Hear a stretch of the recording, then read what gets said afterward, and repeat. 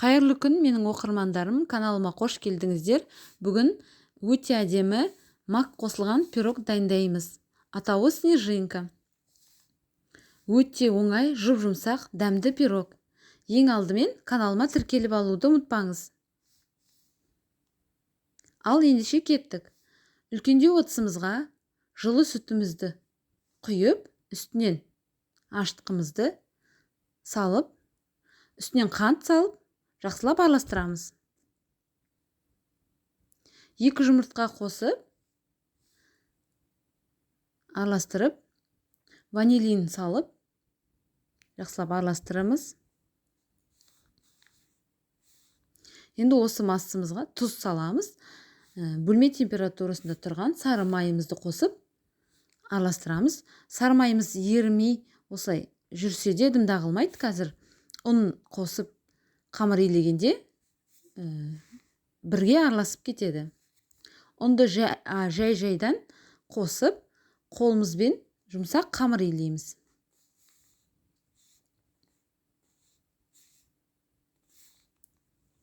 Енді қамырды біріккенше илейміз. Бізге осындай жұмсақ, қолға жабысатын қамыр шығады. Ыдысымыздың түбіне ұн сеуіп, қамырымыздың бетін жауып, 1 сағатқа алып қоямыз, көтерілгенше. Енді міне 1 сағат өтті, қамырымыз жақсы көтерілді. Үстінен басып, жұмыс жасайтын тақтайымызға ұн сеуіп, қамырымызды 4 бөлікке бөліп дайындаймыз. Осы бөліктерді домалақтап аламыз. Бетін жауып, целлофанмен 10 минутқа қоямыз. Көтерілгенше. Енді шетінен алып, оқтаудың көмегімен дөңгелек етіп жаямыз. Противенімізге май жағып, осы дөңгелек қамырымызды қоямыз.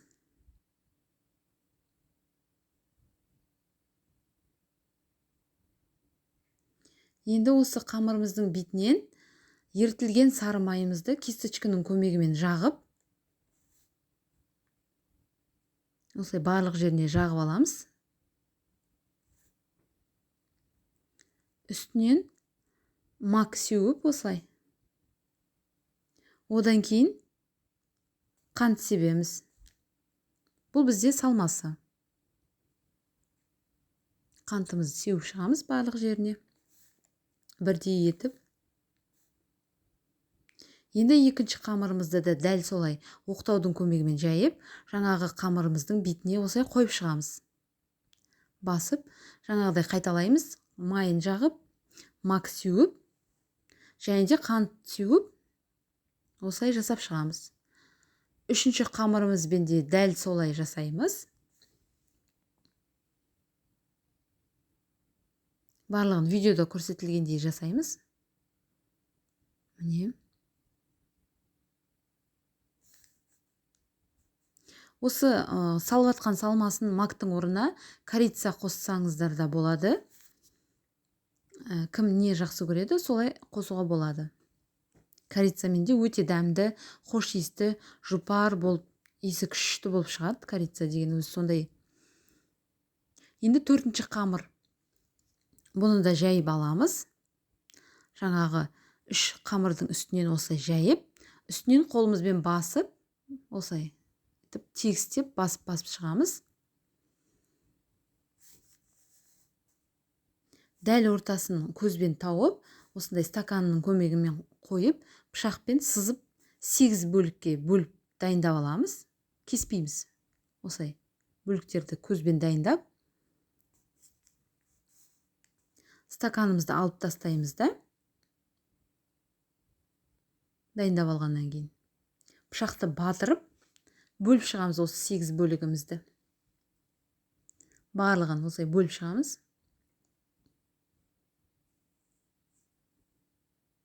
Видеода көрсетілгендей.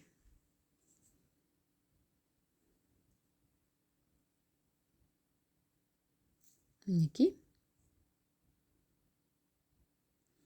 Енді осы бөлінген 8 бөлігімізді тағы да ортасынан бөліп шығамыз. Міне барлығының ортасынан бөліп шығамыз. Сол кезде бізде 16 бөлікке бөлінеді. Мінекей.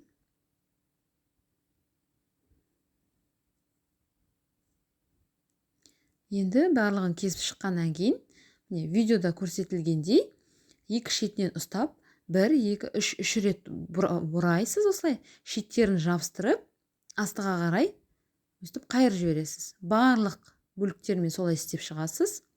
3-ке міне қайттан көрсетейін. Орап, шеттерін жабыстырып. Мен осы жерде қателігім менің противенге май жаққаным. Өйткені май тиген қамыр өте жабысуы қиын болады.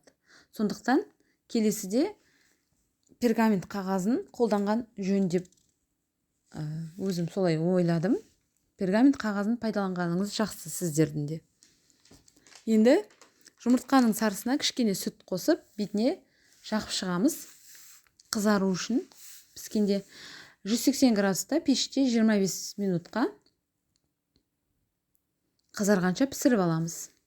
Өзіңіздің пешіңіздің ыңғайына қараңыз. Қызарғанша дайын болады. Солай пісіресіз. Жылтырап әдемі көрінеді осылай. Мінекей, енді пирогымыз пісіп шықты. 1 қасық қантпен ысы қайнаған 1 қасық суды араластырып, пирогымыз деген жылтырап әп-әдемі болып көріну үшін кисточканың көмегімен осылай жағып шықтым. Қайнап тұрған суға қантты еріттім. Мінекей, енді біздің пирогымыз дайын болды. Суығаннан кейін ерекше әдемі қар ұшқынына ұқсайтын дәмі жұп-жұмсақ пирогымыз дайын. Осылай. Ортасында салмасы да молынан. Міндетті түрде жасап көріңіздер. Не күшті көрдіңіз бе? Құрметті көрермен, қазақ тілді каналымның дамуына өз үлесіңізді қосып, лайк басып, тіркеліп, пікір жазып кетіңіз. Сіздермен болған Жансая.